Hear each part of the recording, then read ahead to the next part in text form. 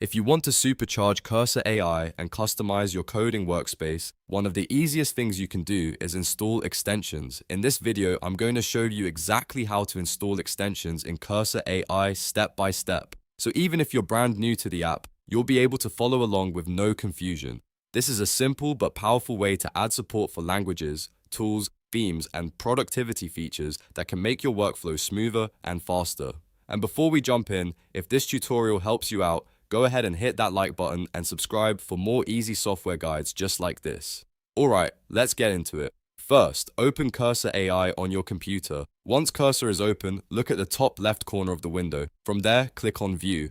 This is where Cursor keeps a lot of its display and workspace options, including the section you need for extensions. After you click View, look for extensions in the menu and click it. This will open the Extensions panel, where you can browse and search for add-ons that work with Cursor AI. Now, you'll see a search bar at the top of the extensions area. Click inside that search bar and type the name of the extension you want. For example, if you want support for coding in Python, just type Python into the search field. As you type, Cursor will show matching results below the search bar. Take a moment to look through the results and find the extension that matches what you need. Once you see the extension you want, click on it to open its details. This is where you can confirm it's the correct extension before installing it. After that, you'll see an Install button.